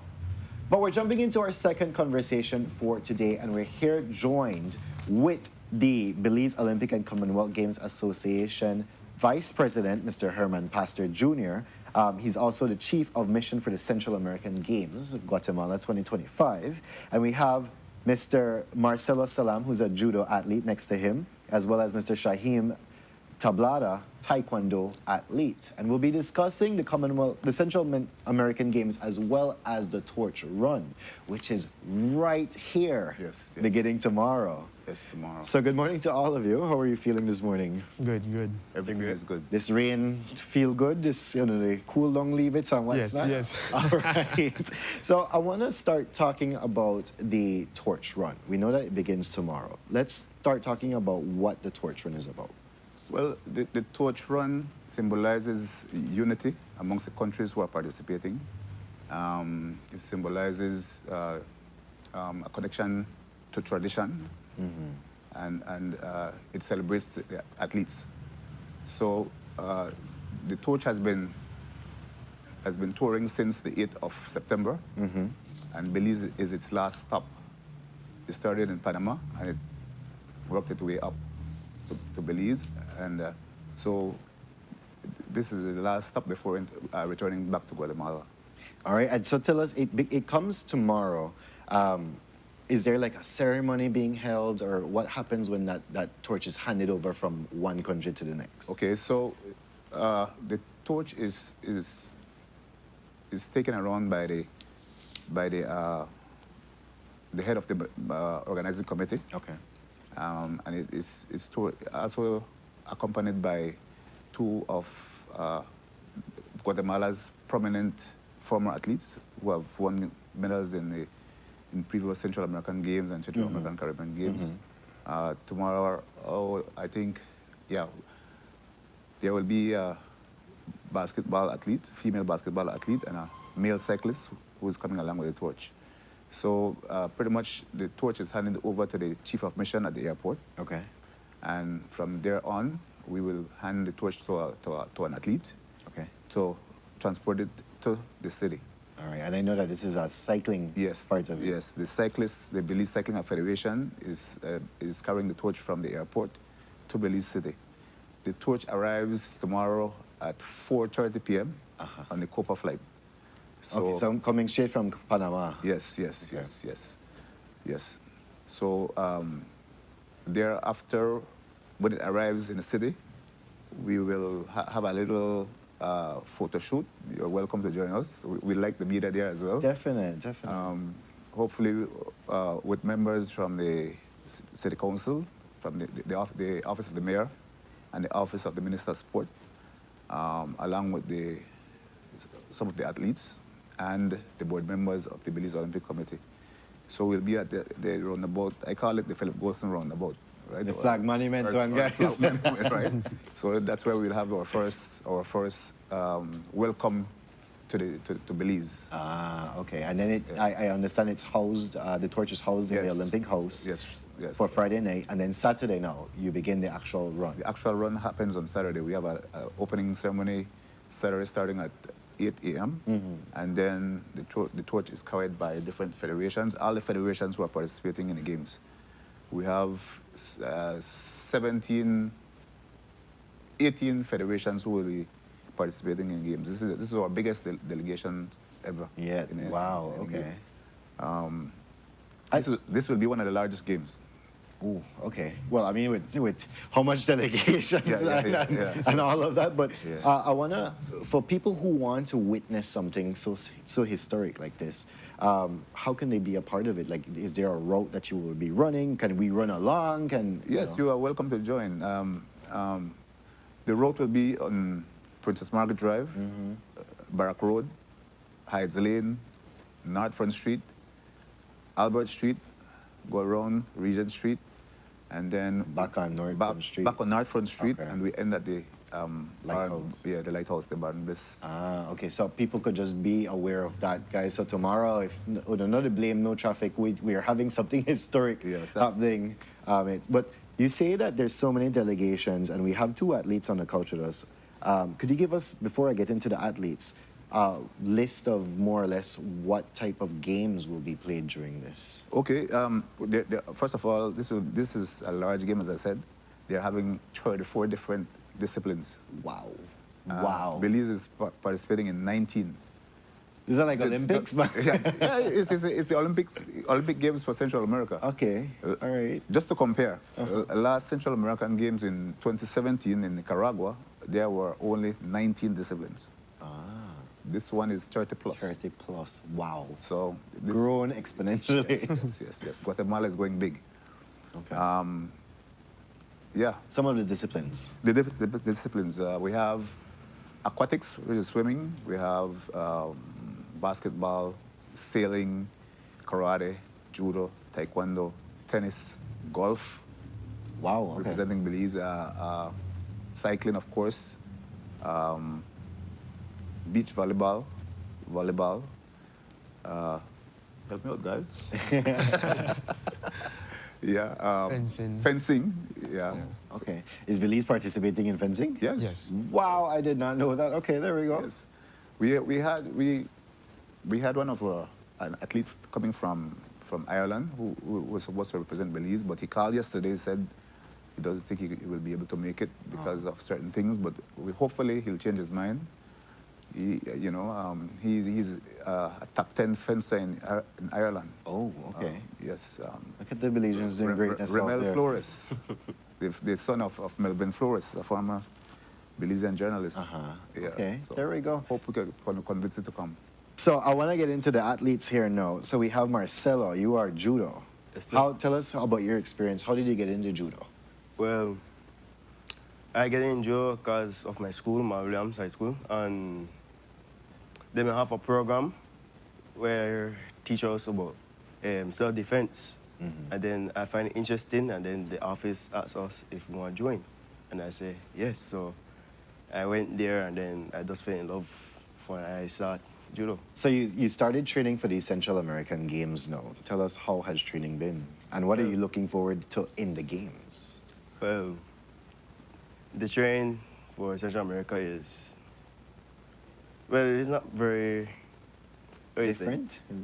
Usual trainings. Yes, because it was kind of harder for get better for go to the games. Okay. And yeah. So in the Games itself, any nerves at all? Are you looking to compete against somebody the most, or country the most? Which country is that? Guatemala. I love it. And they are the host country this year, right? So definitely they are coming with their A games. Yeah. So no nerves at all. Or you got this. Yeah. You got this. All right. So I want to move to Shaim now as Taekwondo, which is a different discipline of the martial arts per se. Yes. But how has training been for you preparing for the Central American Games? So training for me has been more intense because we have to do more repetition over and over, because Taekwondo is not like the other striking discipline. It's more with the feet, so we have to do more footworks over and over. But you have to really have the mindset to complete your task for the day. So it's really good though.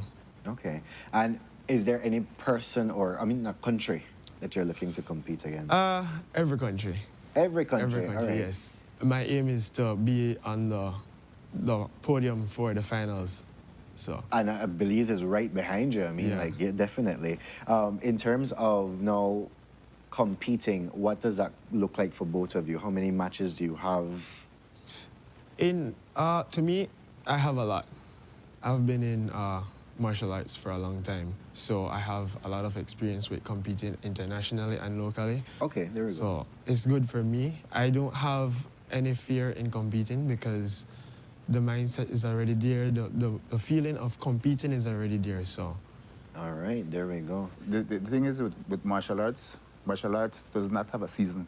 So martial artists train all year round. Definitely. We've had a lot of houses here about that. And Jahim is very athletic because he's a medalist in Central America for karate as well. Okay, there we go. So I'll leave going to one medal play shoulder already. But I want to ask now, so when are these games going to be held? The games will be held, the opening ceremonies will be on the 18th of October. 18th of October. Okay. And the closing ceremonies will be on the 31st of October. Okay. The games will be in different departments in Guatemala as well, centralized in Guatemala City. Okay. But we are also having events in Petén, in Flores Petén. Okay. So canoeing will be in Flores Petén. So we have a team going to Flores. Canoeing as well. Wow. Triathlon will be across the seas right there in Puerto Barrios, Sabal. So we're asking our Belizeans to come out and support our athletes.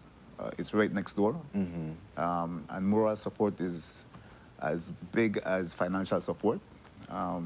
So we're inviting the Belize general public to take a trip over for whenever their favorite discipline is competing. I love that. All right. And in terms of persons who may not be able to actually travel over and want to view the games, is there any streaming that will be happening? And yes, Guatemala has paid for the rights of the games, and they will be allowing all the countries to stream for free. Oh, okay, there we go. Yes. There we go. And will this be available on the Olympic page, the Belize Olympic, and coming out? We'll keep you informed on where exactly to get the live streaming, or we have spaces for media guys. So you know, I send me to Guatemala. Let's go. But thank you so much, gentlemen, for joining us here on the couch. As we're wrapping up the segment here, any final words? Well, I'd just like to thank you all for having us. Thank our sponsors of all the athletes. The largest sponsor so far is the Belize Olympic Committee. Okay. They have stretched they're stretching very thin to participate in these games. We're still hoping to get some assistance from the government, which is a very important aspect of the participation. I think we don't want athletes to pull out because they can't afford to attend the games. Definitely. So we really call on the government to put in their 2 cents. All right, more than 2 cents, guys. And making sure that they're pretty money too. Thank you guys again for joining us here on the couch. All the best to you, athletes, and all the others out there that are partaking. How many? 19? We have 19 disciplines. 19 disciplines. 100 and the contingent will be 179, thereabouts. Oof. I mean, congratulations in even qualifying and going to the Central American Games.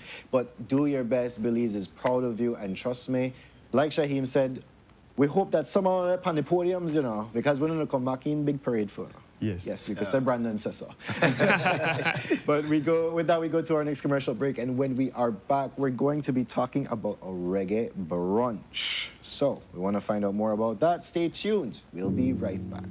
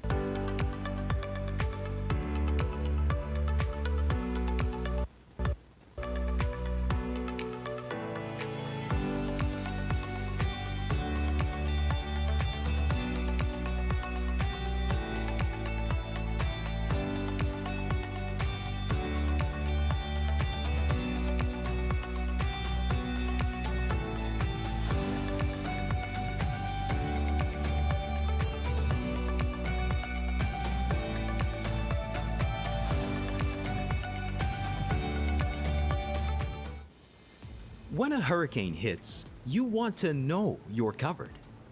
Take time to review your policy details. Are you adequately covered for hurricane damage? Visit us at 1 Coney Drive in Belize City or one of our convenient countrywide agents. Don't face stormy weather without the right insurance. Having the correct coverage is priceless. Remember, it pays to get it right with RF&G Insurance, a Road Group company. Nando's Wholesale is the distributor for the full line of Badia spices, including the original complete seasoning, the perfect combination of ingredients and spices prepared to enhance the natural flavor of your favorite foods. Also, cinnamon powder for all your desserts, fruits, and beverages, and as special dishes. All these are available in commercial sizes or restaurant packaging. Nando's products are available at your local retailer or contact us at 222-5000. From Corzal to Toledo, Nando's is proud to be serving Belize as its #1 wholesale distributor for over 35 years. The biggest business event of the year is back and better than ever. The Expo Belize Marketplace 2025. Mark your calendars and join us on September 13th and 14th at the Marion Jones Sporting Complex in Belize City. Don't miss your chance to explore hundreds of local businesses showcasing the very best in local products and services. From unbeatable deals and mouth-watering food and drinks to live entertainment that'll keep you moving. The Expo Belize Marketplace has it all. Whether you're shopping, discovering what's new on the market, or just enjoying the vibes, there's definitely something for everyone. So come on out and celebrate 29 years of Belizean innovation at the Expo Belize Marketplace 2025. See you there. Expo sponsors include Bowen & Bowen, Smart Belize, Maurice Sharp's Fine Foods Limited, Quality Poultry Products, DigiWallet, Grace Kennedy Belize Limited, Cellular World Belize, the European Union, Diversified Life Solutions, the Belize Tourism Board, Tenchtronics, Woodstock, Belize Soca and Culture Fest, Love FM, Love Television, Creme Radio, XTV, Hot Off the Press, Hits 100 Oye FM, Belize Entrepreneur Spotlight, and the BCCI's Western Union.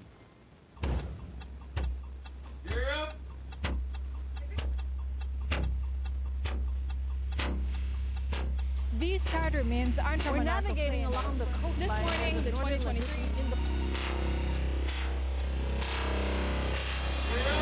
Good evening. Good evening. I'm Cherie Culfil, and here's what's ahead for you on 7 News tonight. We've got details of these and other stories in our newscast for tonight. Good evening. With your news, I'm Adira Craig. Please, you're watching the Nation Station, Channel 7.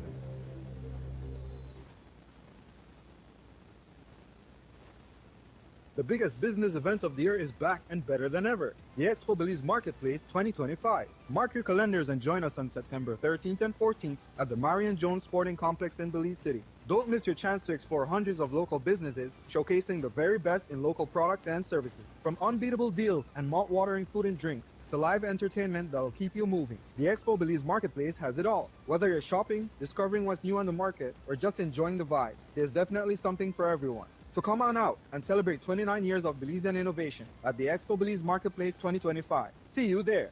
Expo sponsors include Bowen & Bowen, Smart Belize, Maurice Sharp's Fine Foods Limited, Quality Poultry Products, DigiWallet, Grace Kennedy Belize Limited, Cellular World Belize, the European Union, Diversified Life Solutions, the Belize Tourism Board, Tenchtronics, Woodstock, Belize Soca and Culture Fest, Love FM, Love Television, Creme Radio, XTV, Hot Off the Press, Hits 100 Oye FM, Belize Entrepreneur Spotlight, and the BCCI's Western Union.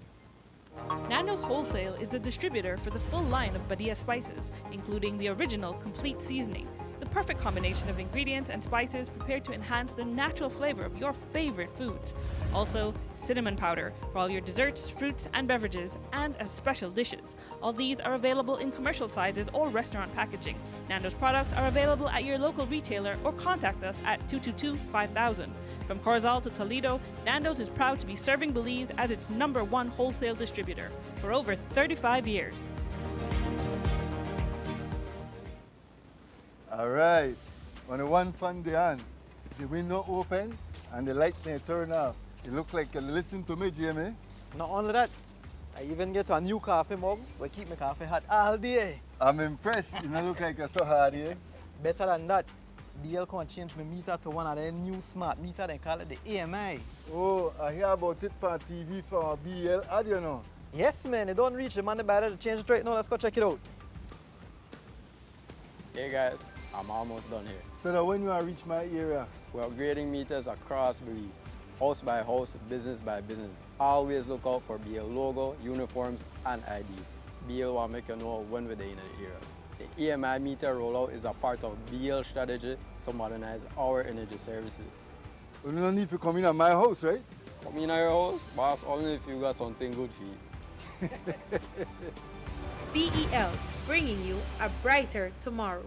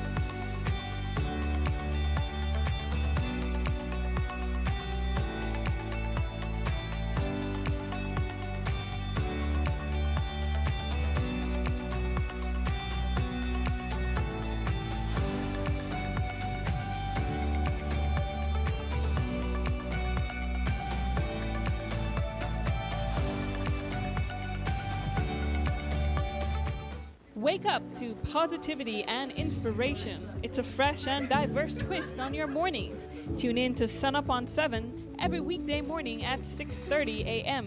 right here on your nation station, Channel 7. It's the morning show you don't want to miss.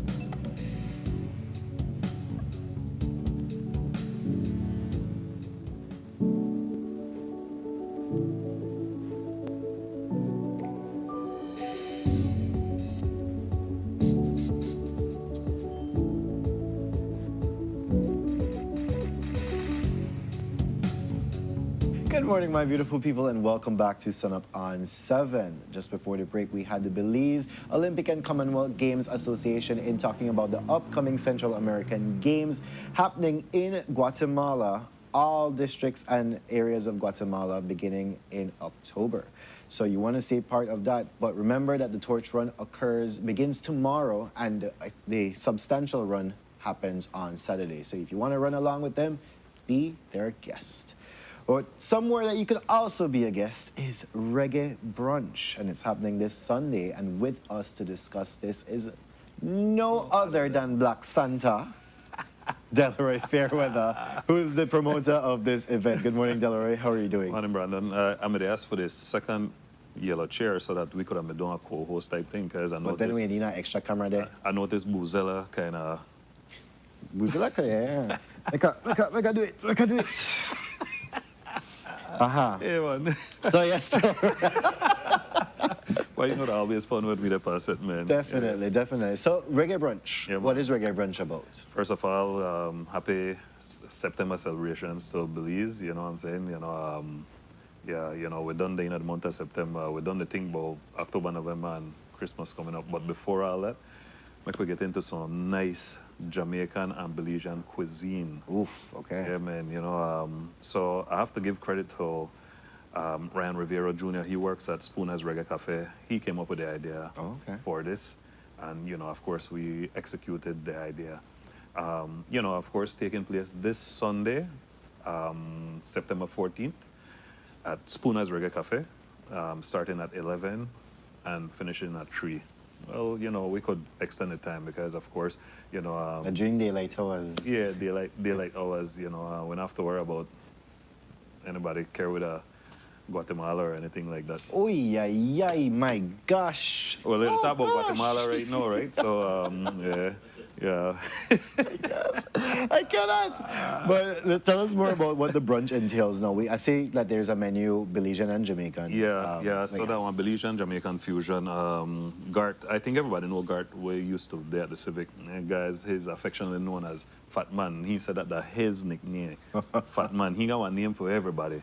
So, you know, with this menu that we're putting together, we're start off with the Belizean, of course, you know, because the morning time with our brunch, you could start off with your toast, fried jack, scrambled egg with cheese, bacon, ham, beans. You have your leaf fruit platter, which watermelon, papaya, stewed chicken. You hungry? Yes, I the rate is like, all right, so when I go for breakfast when now. when I saw this menu yesterday, man, my stomach just started to rumble. I like, damn, like this menu here, I'm just packed. Of course, you know, I got your lead bread pudding and coconut tart for dessert. Yeah, you know, have your coffee, juices, watermelon, line, orange and pineapple. Juice. Carib, do the mimosa, Carib mimosa. Ooh, yeah, so you have your complimentary. So you have, when you get there in the morning, you have a complimentary drink, whether that juice, coffee, the mimosa. And after that, anything you would want to get, you know, you could just purchase because they have an open bar. Definitely. Now, if you're going now into the other part of the menu, which are the Jamaican portion of it, you have ackee and saltfish, jerk chicken, green banana, boil and fried plantain. You have white rice, of course, for complement the chicken curry or curry chicken, whichever one. I don't know. Curry chicken. Chicken curry. Eastern Caribbean halal chicken curry. I know somebody getting a big problem because I'm going to answer that. I want quarrel it, Joe, but yes. Yeah, man, you have the steamed veg, and then, of course, you have the rice and beans. So, you know, that's a very packed menu, and we're just asking $75 for it. Okay. And, of course, you know, you could come, sit down, and be entertained. We have Q&R party services. I know people don't really hear about them guys, but they're very excellent. They do a lot of stuff in terms of DJ, lighting, I think when they had that noise over there the other night when they had one projector up on the screen and somebody made a run at one guy and the man see face, a light flash front of your face, right? Yeah, I don't know where it's at, but all right. That they made make that noise over there. Okay, oh, then there with the, okay, got it. Yeah. And Not they that I know, but yeah, they work very closely with us, no. And then we have Miss Debbie Pitts. She's a very, very good singer. I know her from many years ago. I think she started off on KTV and did other appearances. Has been a little dormant, but she has a very lovely voice, and she will be entertaining the people during the brunch. Some very nice reggae hits, some of her local music and stuff like that. Actually, we had her perform for the poetry night. She did a couple songs and wowed the crowd. So, you know, we basically, like I said, with a good combination of both Belizean, Jamaican. You know, you don't have to worry about anybody try to talk Jamaican, you know, because, you know, we keep it Belizean. My bad, if you don't want to try it, please go ahead. I mean, they mistake us in Belize, I mean, in Jamaica for, them. But, so, I mean, beautiful menu as a whole. I just want to add one thing, guys. Spooner's Reggae Cafe, if you could add some festival in it. Oh yes, festival will be in there. Yeah, yes. I don't know how I missed that. I think that when I gone at the curry chicken curry, but festival will be included in it. Yes. Man, yeah, that's one of his signature stuff that he does with that jerk chicken. So 10 to 3, you said? 11 11 to to 3. And we could go on because, like I said, you know, that one entertainment we're doing. You could get tickets on the Quick Pass app. Correct. I think everybody that believes have either heard about Quick Pass, have either used Quick Pass. You did that now? Yeah, man. We get there. No mind, we have the bumps along the road, but we iron those out. And we have tickets at Spooner's Reggae Cafe, likewise. And what we will do, we're walk-ins, you know, you guys could walk in. So, right. Is there like a cap that you're... Yes and no. As I know, you could probably, if you want, you could dock up your boat too. Yeah, exactly. So we're right on the riverside. Yeah, and again, like I said, you know, the Spooner's Reggae Cafe, they're a full restaurant. So if even in the event, if the numbers are growing, and like I said, we'd anticipate maybe around 75 plus people, which would be decent enough. Okay. You know. And again, like I said, there's so many things happening that weekend because I think this weekend is Expo too. So, you know, people going to go getting Expo deals. You know, and like I said, we're open for whoever would want to come. Just come try, come support the event, and you know, just do something different on a Sunday. Okay. You know, very laid back. Like I said, it'll be nice, entertaining music. You know, the food will be excellent. The service will be great. So. And we'll see how it goes from there. So somebody's asking in here, is it an all-you-can-eat or the well? So what will be done? It would be a seated type stuff. So we will have the food being served, and again, like I said, if you choose to come back for a second plate, we just have to be careful because they're not a buffet with the promote. It's not a buffet, right? Because if you again, like I said, if you look at it. If it was advertised as one buffet, all you could eat, then we would have said it would have been a buffet all you can eat. And like I said, with this menu, you look at this from the morning when it start off. Heavy already. Yeah, man. Yeah, this one be a heavy. So if you could sit down and imagine sitting down and having breakfast, and after breakfast you continue being entertained, you take your drinks.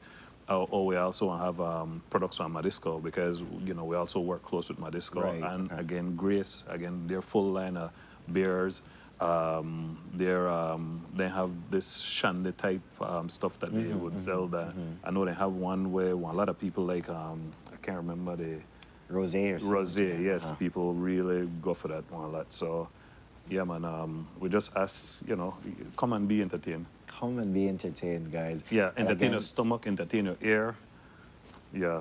Your visuals, can't dress to impress, you know, no colorful outfits. Yeah, man, exactly. A brunch, you know? Yes, exactly. A brunch. Yeah. All right. So, Delrez, we're coming to the close of this segment and the show. Yep. Any final words? Yeah, well, like I said, I would just want to, again, appeal. Well, I don't want to make one appeal to Belizeans because, again, Belizeans go for food, the good food there. And Spooners Reggae Cafe, again, very excellent when it comes to food.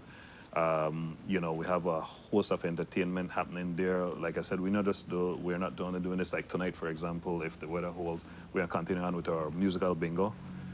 We do comedy shows, we do poetry, you know, you name it, it's done right at Spooners Reggae Cafe. And again, like I said, guys, it's at from 11 until 3. Again, like I said, it could go on as long as you guys want it to go on. You spend the money, we don't have any issues or any problem with it, right? You know, yeah, and like I said, Quick Pass app. Or at Spooners Reggae Cafe, right? So thank you so much for joining us here on the show. And guys, if you want to be a part of that, you know where to go this Sunday beginning at 11 o'clock. That is Spooners Reggae Cafe. But as we're coming to the end of our show, I just want to thank the guests for coming in. We had the instructors from ITVET talking about the courses that they offer at ITVET. And yes, for those asking about PG and Dangriga, they will get back to us. We will forward the questions to them with those electrical courses. But we also want to thank the Belize Olympic and Commonwealth Games Association in, again, guys, that torch run. The torch officially reaches Belize tomorrow, and on Saturday is the official torch run within our country. So you want to be a part of that as well. You know where to go. Visit their page as well so that you can keep in tune with what you want to stream, because Guatemala has been gracious enough to pay for the whole streaming service. And finally, well, Delroy here talking about Reggae Brunch. Black Santa in here. So I survived the whole show by myself, and you guys were with me along the way. Thank you guys so much for your support and your love along the way. But with that, I usually go be beautiful, Belize. And my co-host here, what you want to say, Lane? Thanks for choosing Sunup. I get frightened just now when you hit the 4. yeah, no, throw it out, make us away, man. But yes, guys, join us back here tomorrow for another amazing show. As Renata says,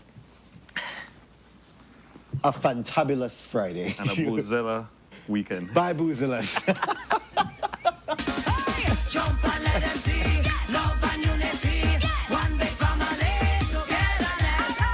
Jump and let them see love and unity.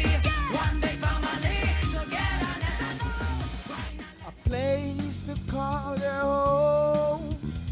A place where you can grow. Stand by me and we'll take flight. We'll be there at morning's light. I've got you covered on all concerns we share today. You will discover how the world turns each day. When the sun comes up